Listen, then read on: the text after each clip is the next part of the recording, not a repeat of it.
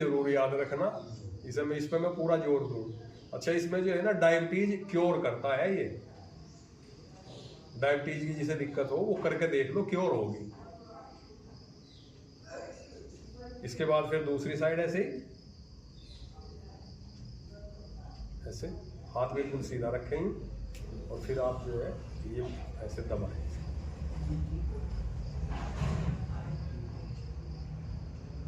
बता दियो इन्हें भाई, बता दियो अच्छे से। आज मैं आप लोगों को जो है नाभि चेक करना, नाभि ठीक करना भी बताऊंगा। नाभि जो है हमारे शरीर का सबसे महत्वपूर्ण अंग है, क्योंकि 9 महीने गर्भ में जो है ना वहीं से हमने खुराक ली, श्वास भी वहीं से लिया। कई लोग कहना कि भाई जैसे कहते हैं तो ज्यादा पढ़े लिखे से लोग उन्हें कहना नाभि तक सांस कैसे लिए जा सके। 9 महीने कहाँ से सांस लिया था? नाभि से ही तो लिया। सांस भी नाभि से लिया और खुराक भी नाभि से ली।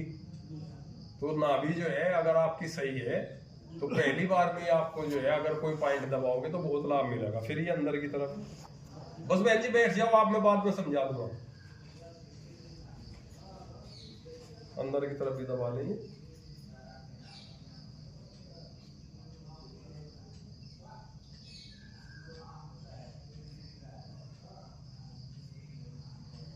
इसके बाद छाती की कोई भी प्रॉब्लम हो तो उसके लिए जो है 4 उंगल ऊपर, कोहनी के जोड़ से 4 उंगल ऊपर, ये है आनी मर्म। तो ऐसे उंगलियां नीचे लिए, हाथ बिल्कुल सीधा रखें और इसे ऐसे करके मत दबाना। यहाँ सेंसिटिव होती है स्किन, जो है यहाँ नील पड़ जाएगा। तो इसे ऐसे पड़े अंगूठे से दबाना, अंगूठे को ऐसे लंबा करके ऐसे दबाना, आनी मर्म। तो छाती में आपके 2 ऑर्गन है, हार्ट है और लंग्स है। तो ये 2 ही पॉइंट हैं यहाँ, उन सबको जो है दोनों को क्योर करता है, ये दोनों को एक्टिवेट करता है। इसके बाद फिर 4 उंगल ऊपर, ये ऊर्वी, ये लंग्स के लिए, नीचे वाला हार्ट के लिए। और जिन लोगों को श्वास चढ़ता हो वे रेगुलर करें इसे।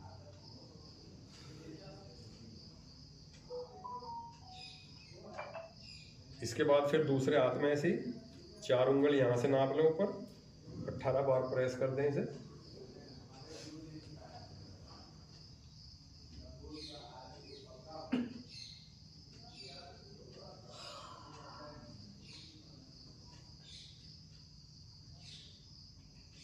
फिर 4 उंगल ऊपर, ऊर्वी।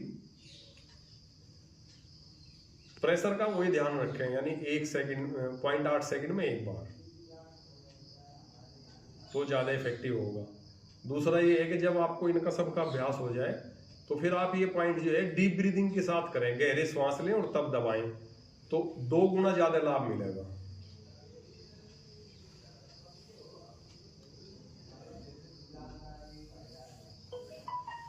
इसके बाद है अंशमर्म।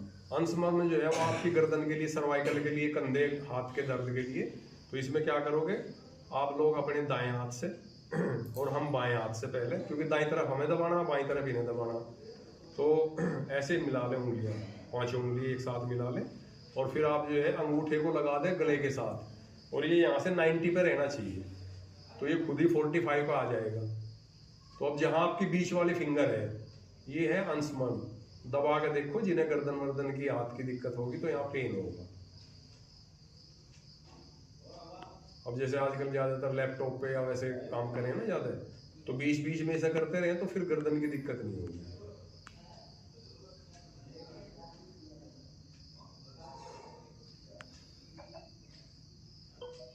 इसके बाद फिर दूसरे हाथ से ऐसे ही अंगूठा गले से टच कर लें और जहां आपकी मिडिल फिंगर जा रही, सारी उंगली एक साथ मिला के रखें। थोड़ा सा और नीचे करो आप हाथ, आपको कह रहा हूँ, हाँ हाँ ऐसे। और अब अंगूठा और ये उंगली जो है ना ऐसे कर दो सीधी, अंगूठा गले से लगा लो, उंगली सीधी मिला के रखो इसके साथ ही, बस। अब दबाओ 1 सेकंड।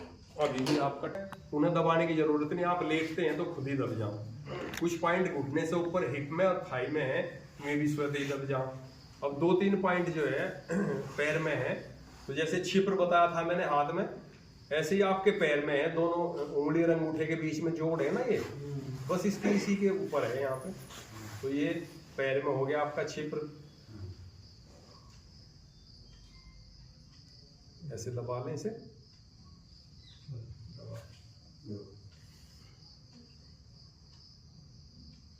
फिर दूसरे पैर में दबा लें।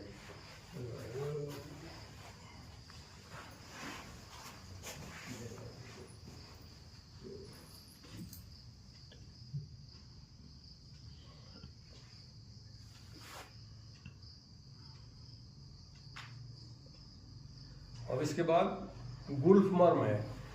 ये गुल्फ मर्म जो है बहुत महत्वपूर्ण है। एक तो ये जेनिटल ऑर्गन की जितनी दिक्कत है ये सारी ठीक करता है, और दूसरे जो है घुटने में और कमर में अगर दर्द है तो साथ के साथ रिजल्ट मिलेगा। इसे दबाओ और साथ देख लो कि घुटने में आराम मिल गया। तो गुल्फ में जो है ये जो आपके टकने की टकरा है ना, ये इसके पीछे की तरफ यहाँ एक नस हो, तो आप इसे पैर को जो है ऐसे 90 पे, यहाँ से यूँ 90 पे हो गया ना, तो फिर ऐसे करके ढीला छोड़ दें इसे हाथ से पकड़ के, और फिर दूसरे हाथ की ऐसे लगाएं उंगली इसके यहाँ, दिख रहा है सबको, ऐसे लगाएंगे ऐसे, है ना, अंगूठा ऐसे करके, और फिर अंगूठों के यहाँ रख लें और इस उंगली से जो है इस नस को संकर्त करना है ऐसे ऐसे।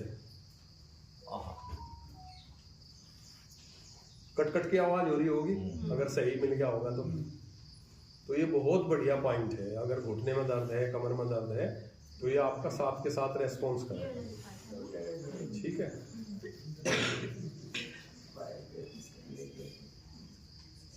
इसके बाद दूसरे पैर में सेम ऐसे ही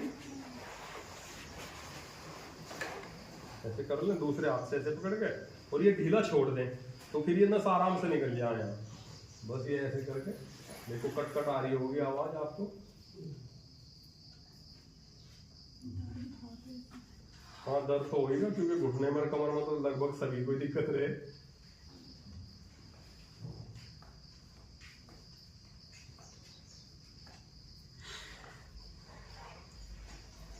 फिर इसके बाद जो हाथ में मैंने आपको इंद्रबस्ती बताया था, तो इंद्रबस्ती पैर में भी है। ये टकना है, टकने के नीचे का हड्डी है ना, यहाँ से 12 उंगल नाप लें ऐसे, और पैर के बैक साइड में पिंडली के पीछे, मतलब पिंडली पे बिल्कुल पीछे की तरफ ये ऐसे दबा दें, तो ये आपका जो है इंद्रबस्ती पैर में हो गया।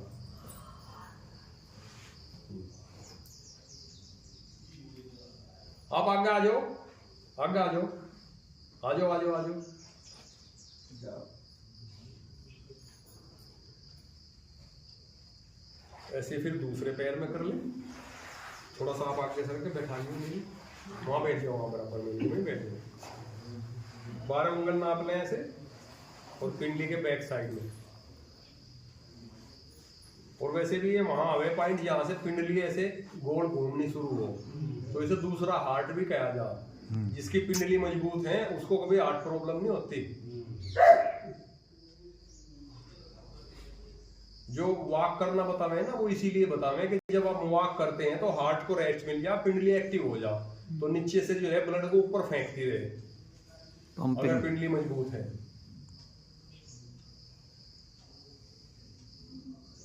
इसके बाद घुटने का पॉइंट है, ये मर्म नहीं है, ये एक्यूप्रेशर का पॉइंट है। ऐसे पैर ऐसे करते, और फिर ये जो हड्डी है ना आपकी सामने की, इसके बाहर की तरफ 4 उंगली ऐसे रख लो, और फिर इसको अंदर की तरफ दबाना है ऐसे।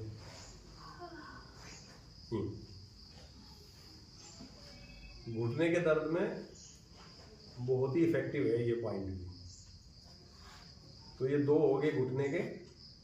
एक तीसरा पॉइंट और बताऊंगा, जिसे जानू मर्म कहते हैं, जानू के घुटने को। फिर दूसरे पैर में कर लें ऐसे ही। अरे बहन जी, उल्टा कर रहे हो आप। दूसरे हाथ से बाहर की तरफ देखो, दूसरे हाथ से ना, ये हाथ पीछे रख लो आप। अब दूसरे हाथ मर्म बताऊंगा आपको। जैसे आपकी ये घुटना है ना, इसके बैक साइड में ये 2 गड्ढे हो जाए यहाँ, तो इसमें जो है आप अपनी 4 उंगली ऐसे रख लें, एक पैर को मोड़ लें, दूसरा थोड़ा सा फैला लें, और फिर ये ऐसे रखते हैं ना, तो हाथ ऐसे क्रॉस नहीं करने, बस ऐसे पकड़ लेंगे, ऐसे रख लो।